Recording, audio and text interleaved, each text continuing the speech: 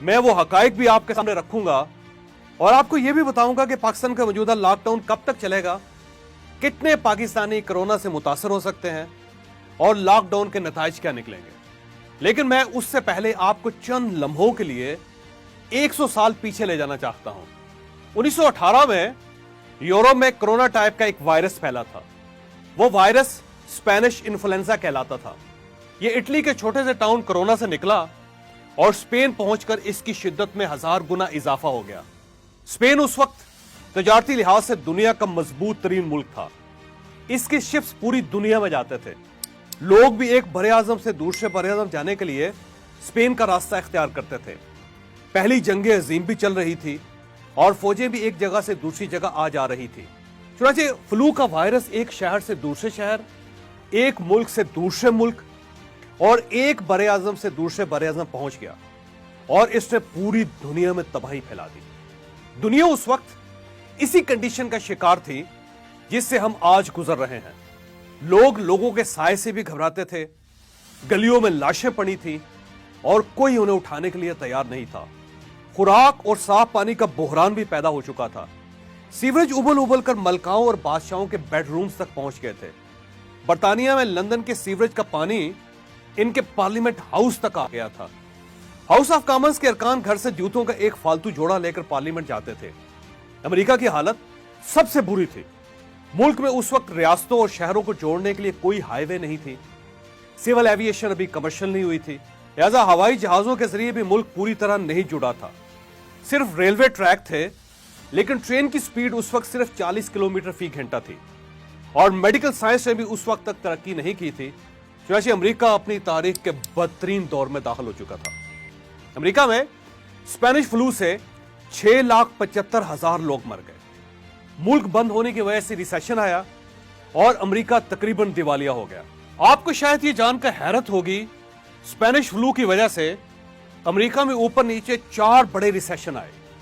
پہلا ریسیشن 1918 اور 1919 کے درمیان آیا اور ملک سے کرنسی نوٹ ختم ہو گئے۔ دوسرا 1920 اور 1921 کے درمیان آیا، ملک سے خوراک ختم ہو گئی، لوگ 1 کلو آلو کے لیے نوٹوں کا بیگ لے کر بازار جاتے تھے۔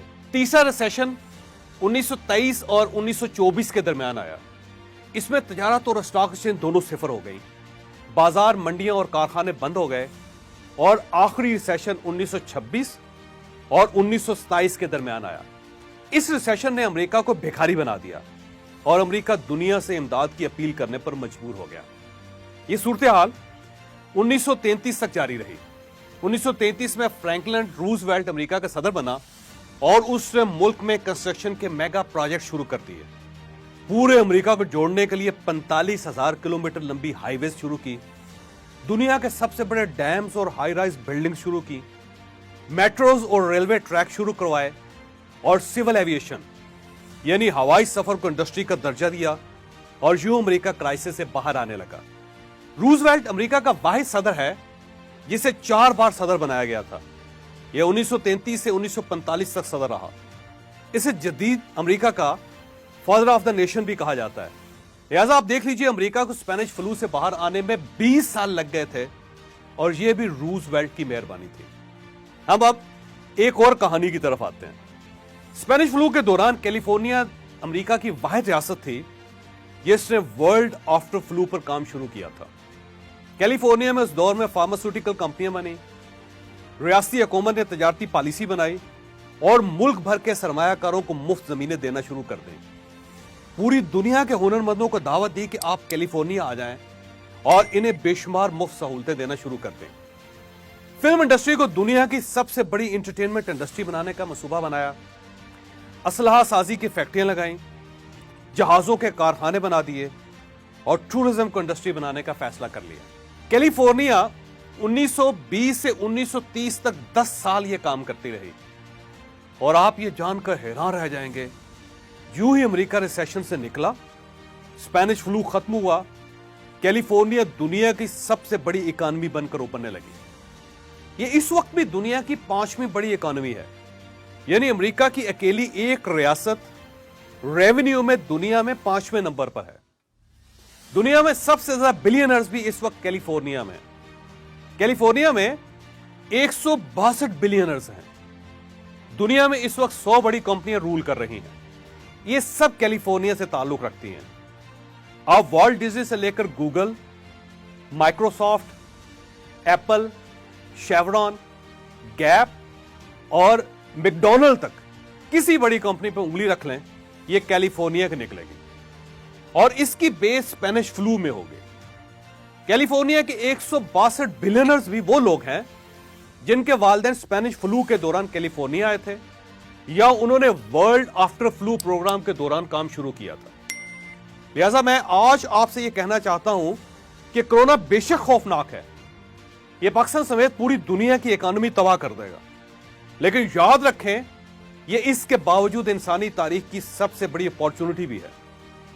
आपने अगर इसे ग्रैब कर लिया तो आप और आपकी नस्लें संवर जाएंगी, और अगर आपने यह मौका भी गंवा दिया तो कम से कम आपकी 5 नस्लें आपको बद्दुआएं देंगी। लिहाजा आप हमारी फ्यूचर की वीडियोस देखते रहिएगा। हम आपको कोरोना से जन्म लेने वाली अपॉर्चुनिटीज बताते रहेंगे। आप अगर किसी एक के साथ भी जुड़ गए तो आप कमाल कर देंगे। मैं अब आपको यह बताऊंगा कि यह लॉकडाउन कब तक जारी रहेगा। मेरी इतलात के मुताबिक ये सूरत-ए-हाल जून तक जारी रहेगी। लिहाजा आपको मजीद 3 से 4 माह घरों में रहना पड़ेगा। मेरा मशवरा है आप इसकी तैयारी कर लें, और इसके बाद यह भी याद रखें दुनिया 2020 में मुकम्मल तौर पर नहीं खुल सकेगी। हवाई सफर और बहरी रास्तों से तजारत भी कम हो जाएगी। यूरोप और अमेरिका कोरोना से सबसे ज्यादा मुतासर हो रहे हैं। इटली, स्पेन, फ्रांस और बर्तानिया की बुरी हालत हो चुकी है। अब जर्मनी की बारी है, यह भी क्रैश कर जाएगा। अमेरिका में 26 लाख हलाकतों का अंदेशा है। जी हां, 26 लाख। हुकूमत ने 1 लाख कफन तैयार कर लिए हैं। सदर ट्रंप का कहना है कि हमने अगर 1 लाख लाशों के बाद भी कोरोना रोक लिया तो यह बहुत बड़ा मुआवजा होगा। हमें सरहदस्त चाइना बचता हुआ नजर आ रहा है, लेकिन यह एक प्रोडक्शन हाउस है। लिहाजा सवाल यह है कि दुनिया में अगर गाहक ही नहीं होंगे तो आप अपनी प्रोडक्ट्स बेचेंगे कहां। लिहाजा चीन भी माशी बहरान के इस गड्ढे में जरूर गिरेगा। लिहाजा आप जहनी तौर पर तैयार हो जाएं, पूरी दुनिया में रिसेशन आएगा और मोची से लेकर जहाज बनाने वाले सब इसका शिकार होंगे। पाकिस्तान में भी यह वबा बुरी तरह फैल रही है।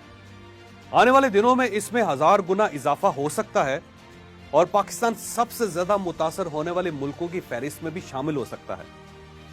शायद हम में से 10 लाख लोग खुदा न खास्ता इसका शिकार हो जाए। मुल्क का हर वो दूसरा शख्स जिसकी उम्र 60 साल से जायद है और वो दिल, ब्लड प्रेशर, फेफड़ों और शुगर की बीमारी का शिकार है, ये याद रखें वो इसका निशाना बन सकता है। लिहाजा आप ज़हनी तौर पर इसके लिए भी तैयार रहें। हम अब नताइज की तरफ आते हैं। कोरोना के 10 नताइज निकल सकते हैं। नंबर 1, ये सूरत-ए-हाल ईद के बाद यानी जून के आखिर तक जारी रह सकती है।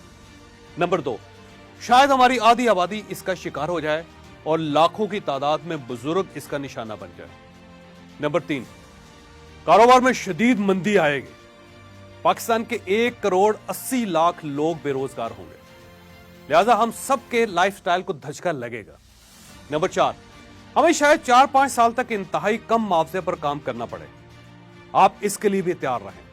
नंबर 5, बच्चों का यह तालीमी साल जाया होने का मुकम्मल तौर पर अंदेशा है। बच्चे और वालिदैन इसके लिए भी तैयार रहें।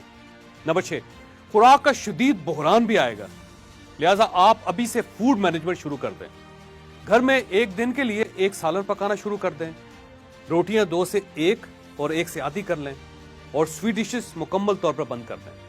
नंबर 7, घर में मौजूद बुजुर्गों की खसूसी हिफाजत करें। इन्हें आइसोलेशन में डाल दें। इनके लिए बाहर ज्यादा खतरात हैं, इन्हें अंदर रखें। नंबर 8, खुद को डिप्रेशन से बचाना शुरू कर दें। एक्सरसाइज करें, योगा करें, आने वाले दिन डिप्रेशन लेकर आएंगे। नंबर 9, अभी से पूरे घर को काम करने पर राजी कर लें। अब अगर पूरा खानदान काम नहीं करेगा तो फ्यूचर में गाड़ी नहीं चल सकेगी। और नंबर 10, ये बहुत ही अच्छा पॉइंट है आपके लिए, ये खुशखबरी है। आपने अगर ये 3 माह अच्छी प्लानिंग कर ली, फ्यूचर की कोई स्किल सीख ली या बिजनेस का कोई नया प्लान बना लिया, तो फिर आप कैलिफोर्निया साबित होंगे। आपकी ग्रोथ में 1000 गुना इजाफा हो जाएगा।